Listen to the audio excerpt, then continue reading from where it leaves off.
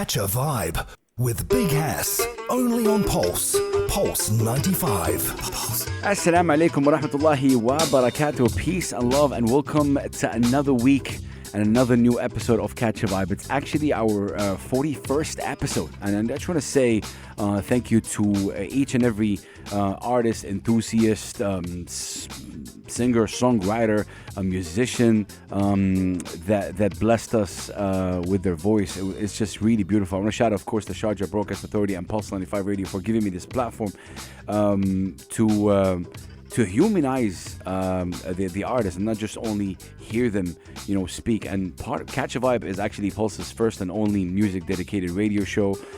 Airs every Saturday and Sunday from 9 to 10 p.m. And we don't only obviously host singers or songwriters, or we also host music enthusiasts. And with me today is definitely a special soul. I personally am looking forward. I've been looking forward to this for quite some time, just to kind of talk music and talk curation.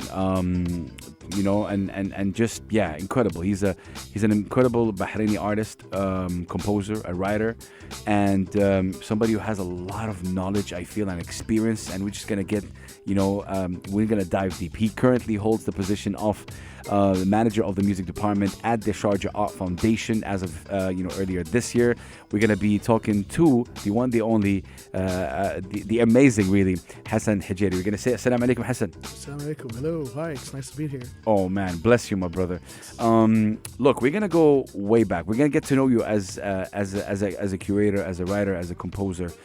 What was your introduction to music? Did you kind of pursue music, or did music kind of knock on your door? I guess it's both at the same time, right? Wow. Maybe that's how it is for everyone, I suppose. Growing up at home, we always grew up listening to music with my parents, and it's part of the family drive in the family car. And over time, I was very lucky to have some music education, playing different instruments, and throughout the years, as I studied abroad, especially, I got to meet different people who really, pushed that music bug in me a bit further. And like that. And that's, remembering how it was back then, you said there's a lot of music. What kind of music are we talking about? I mean, we had music we had a lot of local music from Bahrain, but we had a lot of music from around the Arab world, from Lebanon, from Egypt, from from everywhere. But we also had, every once in a while my mother would play ABBA records, or Man. things like that, George Michael, or Yeah. It's pretty funny. It's a pretty funny collection of music. That's incredible. You have so many titles. In terms of you're an artist, composer, writer, and curator. I want to know, how did you get into composing? Okay, composing was something that came. It's not easy. It came later, and I studied composition, quote unquote. And what happened was, in my undergraduate degree, I studied finance in the U.S. in Iowa, which had nothing to do with music. Finance. Yep, and I worked shortly after that, but. I didn't. It wasn't me, and I had this opportunity to then go to Japan, to Tokyo, to do my master's degree. Yeah. And in Japan, I studied something called maritime history, and in economics, and that's also very different. But however, in Tokyo, being a big city, I used to go to a lot of concerts, and I made a lot of friends. And they asked me, and at the time, I was a very serious oud player, and they said, "Well, play oud." And so I started performing, and the more I started performing, the more I got bored of playing the same music. So I started writing my own music, and wow. and also in Tokyo, I got introduced to electronic music, sort of production, and finally in 2012, 2013, I got this invitation to do my PhD in music composition in South Korea, wow. Seoul National University, based on the portfolio I built over the years, between Japan and Korea, and I studied at Seoul National University, but I studied in the Korean music department, which is a department that mainly focuses on Korean traditional instruments. Yeah. And I deliberately chose that department because I thought, well, since I'm in Korea, I should kind of do that. And even though I don't compose for Korean music traditionally right now here in the UAE, but I think being an outsider, learning to be a foreigner, learning to be an outsider in a situation, and accepting it and sort of respecting the situation you're in, and trying to use whatever's around you to create new music, new ideas. That was really thrilling, and I still like that today. Yeah. Wow, dropping jewels already. I love that you said that. You see, it just took him like 3-4 minutes. Can I dive deep a little bit with what you just said? Sure. How important was this phase in your life in shaping who you are today? I mean, for me, it's really important. Of course, it had a huge impact on me. I mean, but to be someone, you don't. I think at the end of the day, you don't need a degree in music to be a musician. I always thought that, but yeah, coming from you, I really believe it. I really believe it. However, it gives you a little bit of confidence, but confidence comes from many places. And I think the biggest source of confidence is just meeting great people. Like you learn by meeting people, around the world or even at home, and you can meet some incredible people who give you, good advice or a good sort of outlook towards life. And I think that's in that period between Korea and Japan. What would you say is something that you can tell us right now? Oh wow, that was like something I've learned and stuck with me till now. I'm sure there's a lot of things, but like maybe one you can. I mean, I think again, it's the thing that really stuck with me is kind of just learning to enjoy being alone sometimes, and learning to be okay with sitting in a room on your own and working on something until you get it right, and for me that's one thing. But at the same time, being alone doesn't mean that you isolate yourself from the world, that you have to also share your ideas with people and connect with people. And so this kind of negotiation, going back and forth between finding space for yourself and embracing others, that's kind of the big lesson. Yeah. Wow, that's why he is obviously the manager of music, the manager at the music department at the Sharjah Art Foundation. But wow, Hasan, I truly love everything that you said. I'm gonna put you on the spot. I'm gonna take a short break, so I want you to. You're the radio host right now, and you can select any record, any song, as long as it's clean, like radio friendly. Sure. To play. What song would that be? Wow, that's really. I know, it's usually the first question I ask. Where do I begin? Yeah, I know. Any record. Can we play Ring, Ring, Ring? Yeah. That's a great record. De La Soul. Yeah? Yeah. Oh, man, I love that. Can we do that? Wow. See, I'm connecting with this brother on many levels right now. Obviously, oh, wow. We're definitely going to play that. Keep it locked right here, ladies and gentlemen, brothers and sisters. I am with Hasan Hujairi, an incredible artist, and a composer and a writer. But right now, obviously, he is also the manager at the music department at the amazing Sharjah Art Foundation. We're still kind of scratching the surface. We're going to be right back. Do not go anywhere. Catch a vibe with Big Hass, only on Pulse 95. All right, ladies and gentlemen, we are back right here. Catch a vibe with me, Big Hass. Obviously, a show that airs every Saturday and Sunday from 9 to 10 p.m. right here on this beautiful station, Sharjah's first and only English radio station. And we are on episode number 41. And so far, like, it was just 7-8 minutes of conversation. I feel like elevate. I'm serious. We are with Hasan Hujairi, who is the manager of the music department at the Sharjah Art Foundation. Hasan, I want to thank you for your time, and I want to thank you seriously for being who you are. It's my pleasure to be here, and thanks for what you do. It's always great. Blessings, my brother. Okay, so excuse my ignorance right here, but I want to get to know the kind of music as a composer you got into. Mm-hmm. It's what would you classify it at? Like, how did you start experimenting with that early on, and what would you kind of classify it under? It's not easy for me to set a classification because I release music. I work on different genres of music. Yeah. Like just recently, I released an album that's sort of like, I guess, experimental broken beat hip hop, kind of influenced by hip hop, but not really hip hop. But I also compose what's known as new music, new classical music, I guess. And I write that for music ensembles or orchestras, or soloists sometimes. And I sometimes work with the solo oud, like I'd play like taqasim, traditional improvisations on oud, and sometimes I work with electronics, improvised electronics. Sometimes I write my own code, and that code would generate sound, and so it just keeps varying. You're a fan of the sound, obviously, right? Yeah, like of sound generally. Yeah, sure, yeah. I guess you can say that, yeah. Yeah. No, I love that. But oud holds a special place in your heart. It's my main instrument, I'd say, I want you to tell me the importance of oud generally for us as Arabs, because there's definitely an emotional connection every time we hear oud. It was like, oh yeah. Why is it important? It's always associated as, informally in Arabic we call it Sultan al-Tarab, right? Sultan al-Tarab. So it's like the leader, the ruler of all instruments, the big one, Yeah. But it's kind of an interesting instrument because it sits well with voice, so it always, and the way it's played usually it always follows or it supports the voice, but it can also be an amazing solo instrument. So it could be an instrument you can play on its own, but it can also be an amazing instrument to support voice or other instruments too. So it's a very versatile instrument, but it's also an instrument with a lot of history. And what's nice about it too is that depending on who's playing it and where they come from, the style changes. Yes. So it's like it's an instrument that has many voices, many dialects, and SubhanAllah, yeah. Crazy, yeah. It's insane what you said.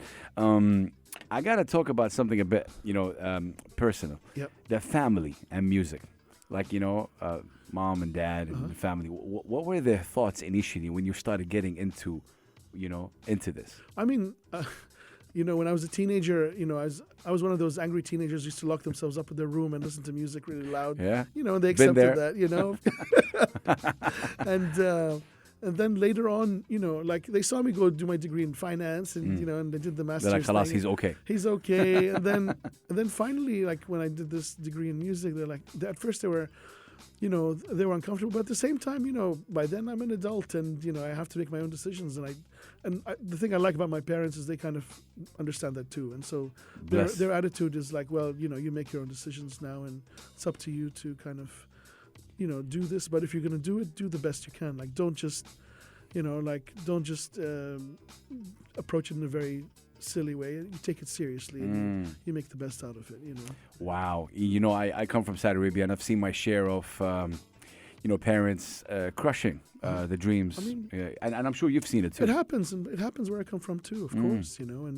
But at the same time, when you stick to it, they kind of gave up on me. I think at the end, they're like, well, this guy is a lost cause. He likes the music. Do you remember how you were back then? Like, is the fire still there? I see it, but do you, when you talk between you and yourself? I hope so. I really hope so. And sometimes, it has its ups and downs. But but when I sit down, for example, I'm having this conversation with you about music, I get really excited. I get really animated. Yo, I was gonna say that. So I've met Hasan like 3-4 times already.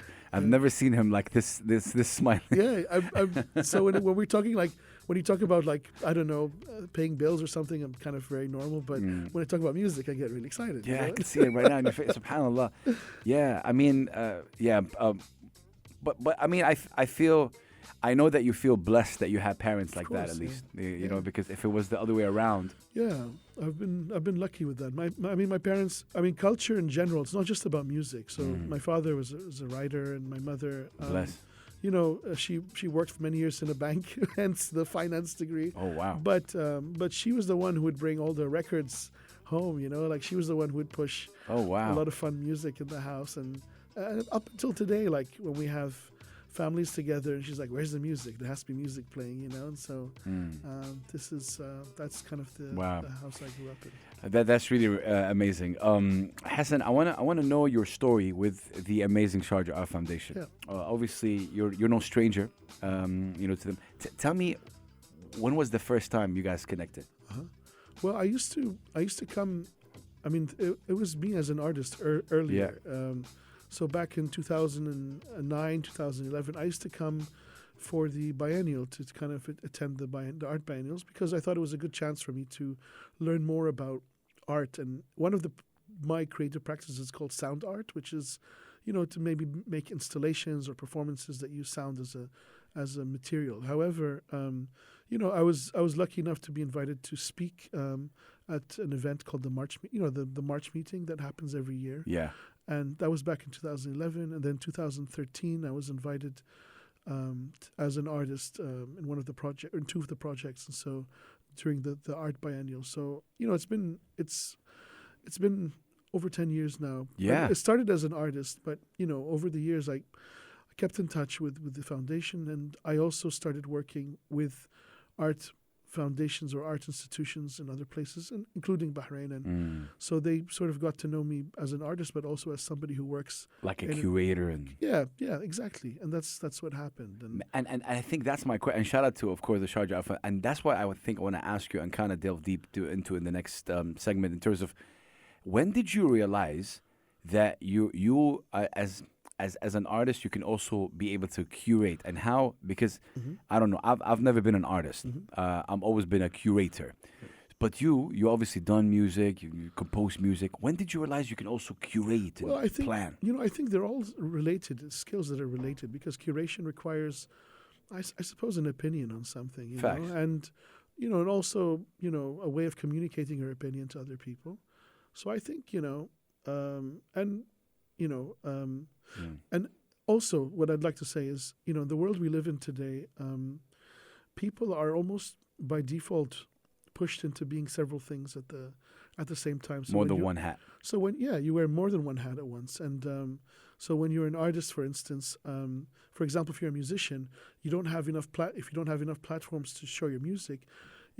In my case, I decided to jump into sound art, which is like something that goes into art galleries. And then by working in art galleries, I got to know the art spaces.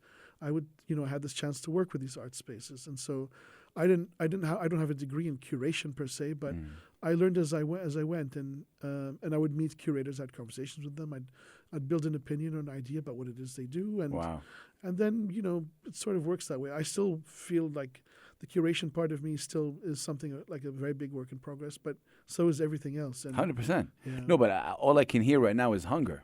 Yeah. From what you said, not every artist feels the same way. They'll just do their job and just go. Because I was in the position in the past of being in a job that I wasn't happy with. Okay. And the pay was good, and a lot of people would have been happy to be in that position. I'm very grateful, for the education I have, and but at the same time, I wasn't happy doing it, and so I know that if I want to find a path that makes me happy, I'd have to kind of do as many things and try to figure things out as I go. I love this. Hasan Hujairi, seriously dropping jewels right here. That's definitely one of my favorite Catch a Vibe shows. The manager of the music department at the Sharjah Art Foundation. Hasan, you know the deal. It's the same drill. We're gonna take a break. You're gonna give me a record. Oh no. To play. Another record. I love the face that he. Here's a weird. Maybe I don't know if this is a weird one, but no, go ahead. There's one called "Righteous Fists of Harmony" by Daedalus. Wow. And it's clean. It's clean. Okay. And there's this album called "Order of Golden Sun." Okay. Order of Golden Dawn, and I don't really know like that. One. Okay. We're gonna play that one. All right. Perfect. Okay. I'm telling you, sometimes what's nice about this is sometimes we play music that didn't play anywhere on UAE FM. And the artist would hear them and they would share it like, hey, I got played on the UAE or something like that. So, yeah, we're going to be right back, you guys. Keep it locked right here on Pulse 95 Radio. It's Catch a Vibe. I am with Hasan Hujairi, who's just a really incredible human being. And, of course, part of the Sharjah Art Foundation, who does incredible work. Do not go anywhere. Catch a Vibe with Big Hass. Only on Pulse 95. Pulse 95 Radio, ladies and gentlemen, Catch a Vibe. We are with Hasan Hujairi, who is, of course, the manager of the music department at the Sharjah Art Foundation. And if you know us right here at Pulse 95 Radio and Sharjah generally, we really, truly appreciate the Sharjah Art Foundation. But today we're getting to know Hasan on a more personal level, and this is really incredible. He's done so much in his projects and what he's done, and he just actually educated me about songs like the one we just heard. Thank you, Hasan. I mean, we just played this record, Order of the Golden Dawn, by, is it? Daedalus. Hasan, a very, very general question. I freestyle all the time. What does music mean to you? I think it's like I'm going to use somebody else's. Well, music is. Can I just say I don't know? It's like Yes. does that work? It's like Yeah. it's something I just still don't understand. You know? It's like I mean, it could be something. It could mean everything. It could mean absolute nothing. You know, but and everything in between, I guess. You know? I actually love that you said that because I think it's one of those honest answers, and it's truly it is remarkable. I mean, I try to stay away from like the idea of like music being a universal language because that's the one thing I don't really completely agree with. Interesting. You know? Why? Because I feel like everybody's got their own understanding of what it is they hear and their own references, and so maybe when I hear a sound it reminds me of something, and when you hear a sound it reminds you of something else, and so there's like this slight it's not quite doesn't translate correctly, I think, you know. So I think there's room for misunderstanding in music. I love that. Look, you've worked on so many projects. Just going through like kind of the projects that you've worked on, it's mashallah, bro. I don't know what to say. You've worked on so many. My question to you is, in this space that we're in right now, is there a project you can kind of highlight to us in this specific? I want to know the challenges you faced, and I'm sure all the projects that you have challenges, but as a challenge, maybe highlighting a project and say this was my challenge and this was where I was able to overcome it. Sure. I mean, maybe one of the projects I did from 2021 during the pandemic, it was a commissioned composition by this music festival in Germany called Donau Eschingen, and this is like the big music festival in Germany. It's one of the bigger, so it's kind of scary for me. I'm like, but I'm not that good, you know. Like, I don't think I should, you know. Sometimes what were you supposed to do? Compose a piece of music for a music ensemble from Uzbekistan called Omnibus Ensemble, and they're an ensemble that's won many prizes, so they're very good at what they do.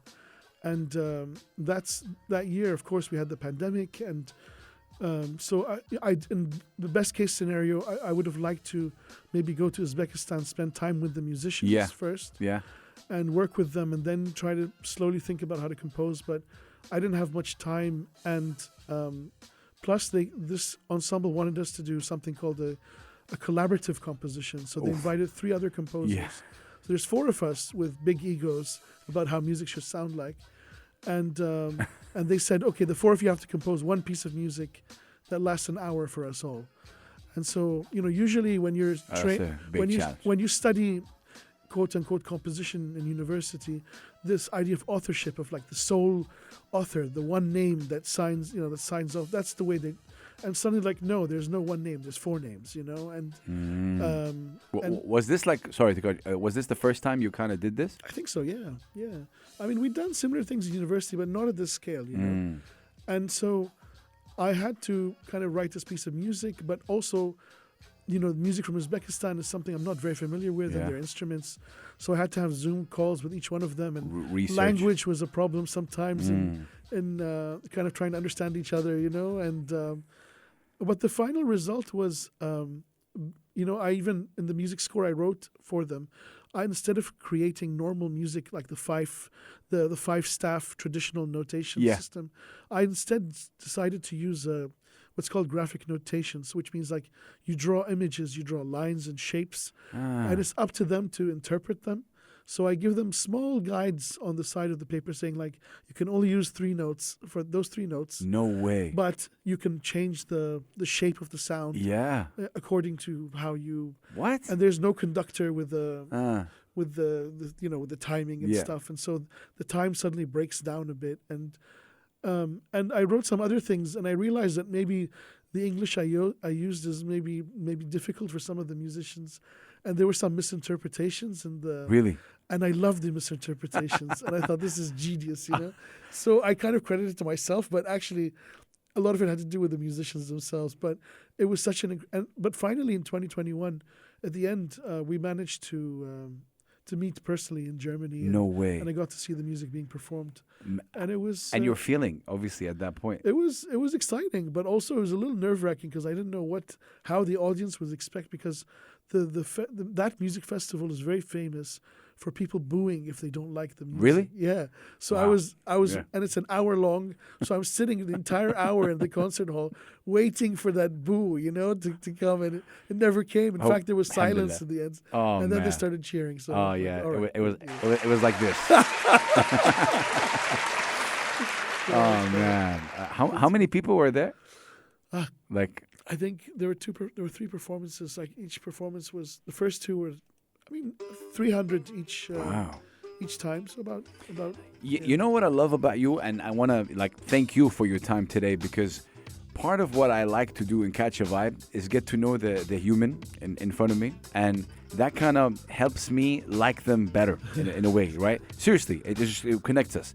Now, one of the things that you said, which is remarkable, is there's a lot of experimentation in Hasan Hujairi. Now, what that's how I feel. What you said right now, this imperfect is genius, and I don't know how they interpreted it. It didn't seem that you were worried. You kind of wanted that to happen. Yeah. And actually that danger, the risk of something going You like wrong, that. I think it's very important. It's not just me as a musician. I think audiences enjoy it too. It's like, big time. It's like we go to when we're kids and we go to the circus, and you see like the tightrope act, and you're afraid somebody's going to fall off, or something dangerous would happen. That danger, it happens in music too, and there's something thrilling about it. It is. Were you always like this though? I don't know. I mean, I was in school. I was always like a very quiet, straight A kid, But I guess maybe music was like the one opportunity that allowed me to kind of just kind of go a little. And I think it's so great talking to you, because philosophically for me, I've always speaking to artists, musicians, and we talk. But with you, I feel I'm connecting with you on a level that is I'm nowhere as talented as you are, but I'm just saying that I love the imperfections. Yeah. And life is not perfect. That's right. Nothing is perfect. That's what makes it more real, I think. Imperfections makes things interesting. Man, okay. All right. You know the deal. We're gonna take a break. What record you want us to play? I think maybe this time I'd like to switch things up, and Yalla. I'd like to go for Camellia Gibran. Oh. An album called Wamid. Wamid, yeah. And this one track called Shata al-Akhir. Shata al-Akhir. Yeah. Okay. Man, you see the diversity that we have with our guests, ladies and gentlemen, just educating us about music. And we're talking with Hasan Hujairi, who's the manager of the music department at the Sharjah Art Foundation. But he's somebody who's really knowledgeable. And really, we have one more segment to go, but I'm just scratching the surface with this individual. What a guy. We're going to be right back. Keep it locked right here. Catch a Vibe, Pulse 95. Catch a Vibe with Big Hass, only on Pulse 95. Only on Pulse 95 Radio, ladies and gentlemen. We are back right here, Catch a Vibe, our 41st episode. 41 episodes right here on this beautiful show that really have rejuvenated me, to be honest. Conversations like this. My guest today is Hasan Hujairi, who is the manager of the music department at the Sharjah Art Foundation. He is an incredible artist from Bahrain, a composer, a writer, a curator, an amazing human being that I'm really just benefiting from and just learning a lot from. And it's the rejuvenation thing that I wanna say thank you to what you do and to what the Sharjah Art Foundation does. Thanks again. Seriously, for what you do. because Brother Hasan, for me, it's all about we go through life, and sometimes life is ups and downs, and sometimes, to be honest, I feel discouraged with everything that I personally do to support the local and regional music. I don't get the tap on the back, call it whatever it is, but then meeting people like you and just the musicians and the singers and the artists, that it really gives you this sense of you're doing something right, which brings me to my question to you. How do you deal with those days? And I'm pretty sure you faced them. How do you deal with it as Hasan? Do you create music, or you curate a festival? I mean, I'm kind of in a very lucky position because, when I'm as a musician, I can kind of work on my music and stuff. That's great. Correct. But also I'm in a position of programming and creating music-related programs here in Sharjah, and I'm very happy that I have a lot of support at the Art Foundation for being able to do some of the things we've done this year, and I'm very excited about that. And I'm really hoping that the future will bring in good things too. Does this rejuvenate you as well? It does, because I feel like, sometimes helping others and kind of, and showing others things that I really believe in, in concerts, for example, it's something that feels really good, and I feel it's a very rewarding feeling too. So sometimes, not necessarily being on stage, but even being backstage and kind of just making sure things are good. Yeah, that's also a really good feeling. Yeah. No, I've seen your work. I gotta ask, like, it's a tough question, not a tough question, but how is the relationship like with the Sharjah Art Foundation in terms of the people that mashallah, and that relationship that I feel like you just said, they're giving you the opportunity. How did the relationship grow to be like that? And yeah, tell me more about this specific relation. I mean, like I said, the music and the community that works with music and sound is relatively small in the region, and I was lucky enough to kind of work with the Sharjah Art Foundation over the years. But now that I'm here, what's really been nice is, in the office every day to day, working with everyone. We become friends, but we also become colleagues. But there's also this nice sense of, I wouldn't say competition, but this encouragement rather. Like, I see the other departments, how hard they're working, what they're doing. I'm like, well, I want the music department to be just as good, or better, So we try to work and come up with interesting programs and things to do. And so when you're in that environment where everybody else is, the other departments are doing great things, and I kind of want to be at the same level, and so this is the push. I love that you said that. Speaking of the music department, tell me more about it, like in terms of like what is it that you, with everything that you've spoken about for the past like 3 segments, the past like 20-30 minutes, mashallah, all this experience there, and what is it that you want to achieve with the music department at SAF?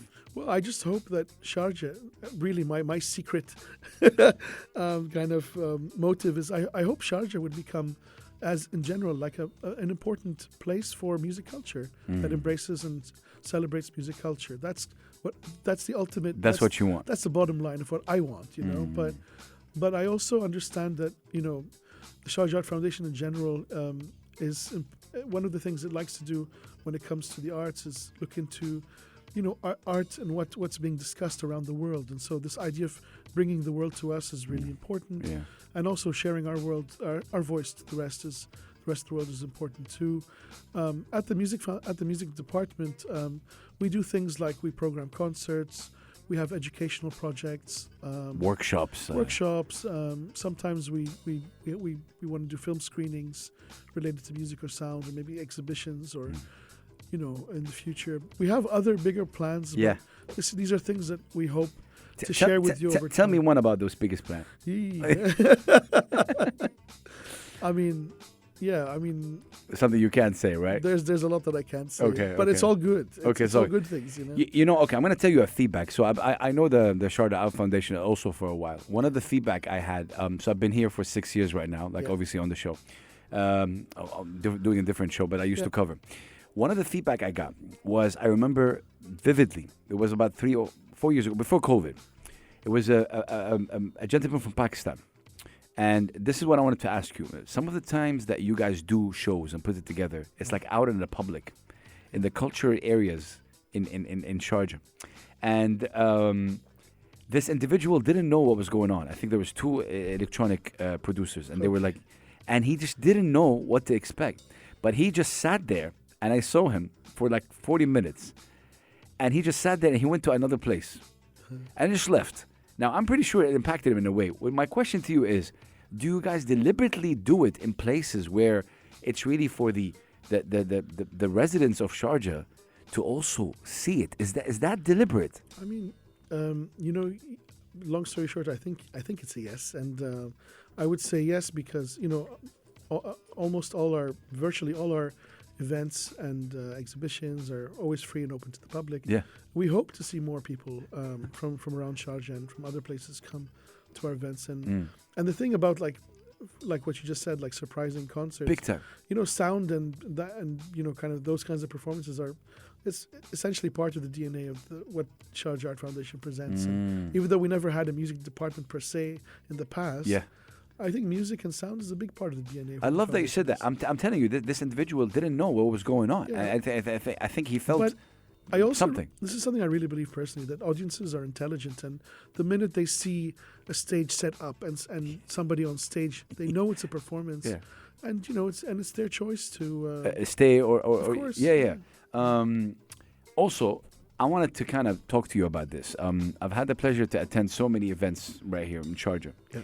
And there's this, how do I say it? There's so many people that come from different Emirates. Yeah. And they can feel there's like when they step into Sharjah, like Sharjah does things differently. Yeah. Is that something you guys talk about in the office as well? Like to stick to being different? I mean, we don't per se, but we're also, I myself, I'm from Bahrain, you know? Yeah. And I feel it too. Like when I come to Sharjah, I feel like this place is really special, you know? And we don't say that, but I think in the back of our minds, we try our best just to present good content. And I think by offering audiences and the public the best possible content we can present, that to us is kind of what we really believe in. Hasan, towards the end, what's one thing people don't know about you? I like that laugh. I don't know. Let's see. Yeah, like just dig deep. I'm very good at using chopsticks. Really? That's so random. I mean, because I lived so many years in Japan and Korea, I can speak like 4 languages. Maybe that's interesting. What language did you? What language did you speak? Arabic, English, Korean, and Japanese. Yeah. Wow. So, all I know is like konnichwa. that's good enough. Yeah. Konnichiwa and yeah. Wow. But this was back. Fluently? Yeah, I would say so. Because when I was in Japan, there was no social media, no smartphones, no. And so I had to like when they say fluently, you can be a translator. I guess so. I can read the newspaper. I could show people. Does that shock people? Like I'm from Bahrain, but I can speak. Like it does feel weird to me sometimes. And so yeah. Oh man, when we first started, you said something interesting. You said you started doing music when you were in Korea. Yeah. When you're here right now in the UAE, how inspired are you by the culture that you're in, knowing that obviously you're a manager at the music department and you have a work to do, obviously, but musically, how inspired are you? Where are you musically? Inspiration-wise, there's a lot, and like I said, I'm in an office with many. I mean, the other employees with me in the office many of them are artists. They're amazing writers and thinkers, and so I'm very lucky in that sense. And also just being in Sharjah, like one of my favorite things to do is just get into my car and just drive across Sharjah. I love going to Khorfa Khan and just the landscape there. And I mean, these are things that inspire me a lot. But musically, you're in a good place? I'm more careful now with the music I do. So in the past, I used to do things every day. Now I would plan things out a bit more carefully. So for me, I'm a bit more careful with my time. I still have, time on the weekends to make music of my own, and I'm working on a few new things that I'm excited about. But I take my time with it. I don't rush it. In the past, I would try to finish a track a day or something. Now, I would spend a good solid period of time. Last couple of questions. In terms of supporting and showing local and regional talent, how important is it in the music department for you guys to do so? This is very important to us, and the idea of local, regional talent is something that is very important, and it's also something that it's a big challenge too, in the sense that we want to do it right, and so. We're now thinking of the best possible ways to reach out to the community, to meet local artists, get to know what's going on, and try to find ways to offer them a platform, but also chances to learn and to share. And I really hope that local musicians reach out to us. No, thank you for saying that. I think one of the I've interviewed so many people, but I think. I don't know, correct me if I'm wrong, or maybe you don't feel that. Artists nowadays, they want this quick success, Hasan. Yeah. They just want this quick buck, quick success. And I mean, the only thing, maybe I'm getting old, maybe I'm from an older generation now, but I really believe that the only working hard. The only way is to stick to it for many years. And just stick to it. And when you stick to it, eventually 100%. And this is why I have a conversation. I have friends that work in TikTok, for example, and one of them, a friend of mine the other day, he's a musician. Guess what happened? He came to me and he said, I have a 30-second, music that I put together. If this went viral, I create a song. I'm like, bro, you're making the whole process backwards. Yeah. So if that viral thing, what does viral mean to you? It's. I don't want to bash it because there's a whole I get it. ecosystem that's based around virality, like something going viral, but it's a different way of seeing music. But the kind of music that I like making is patience. It takes time, and it takes years of building a kind of taste, building an opinion on things. Hasan, any regrets in your life? Oh, that's a deep question. Look at this. There are many, of course. There are many regrets. Something that you could share.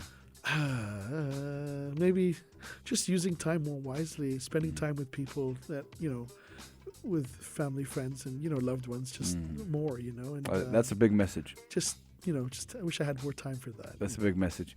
Okay, so 2 questions here.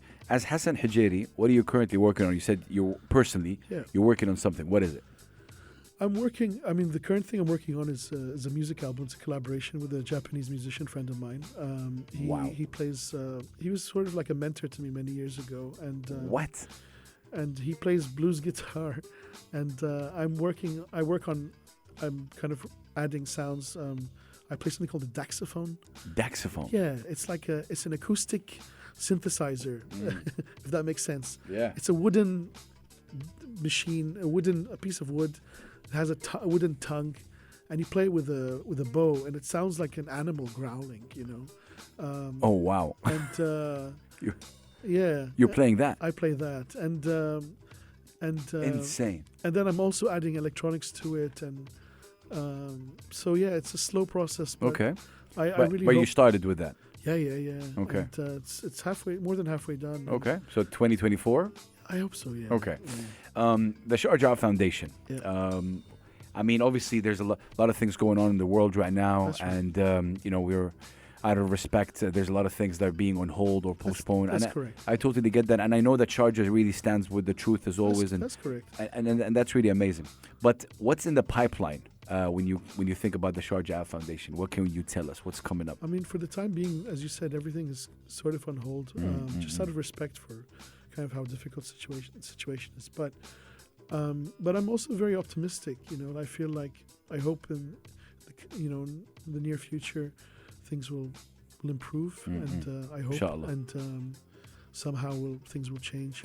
With that, if I can ask you a question, how important is taking a stand? Like for a lot of people that do art and music, they think, oh, you guys are artists and whatever. Like, it's important to take a stand as well to humanity. I agree. It's just out of empathy, to other human beings. At the very basic level, it's not even an artist thing. It's just a human thing. Human thing. And to kind of share other people's sadness or their situation. Correct. It's what we do as people. Man, wow. What a legendary interview. I really loved it. I loved every single bit of it. Any last words you'd like to say, Hasan? Where can people follow you and follow the foundation? SharjahArt.org is our website, and our social media. Again, it's all around SharjahArt.org. As for me, you can see me around Hasan Hujairi, HasanHujairi.com, I guess, and that's me. But I just wish all the listeners drive safely, and I hope everyone stays healthy, stays happy, and I hope things get better for everyone. No, we love you, my brother. Seriously, what a guy. I just want to say thank you for being who you are. What would we end the show with? What do you have? Because I know you have a record. All right. I think I'm going to do the last Ryuichi Sakamoto album, an album called Async, ASYNC. Okay. And the track is called Andata, ANDATA. Wow. Andata. It's a piece for solo piano. Okay. But the first time I heard it, it's one of the most heartbreaking pieces of piano music I've ever heard, and I just think it's one of the greatest. I can't wait. I can't wait to hear it. Hasan Hujairi, ladies and gentlemen, of course, the manager of the music department at the Sharjah Art Foundation, and just overall an incredible human being. Thank you so much for being our guest. Thanks for having me. Thank you, sir. We're going to be seeing you guys tomorrow in the new episode. Peace and love, and we say salam.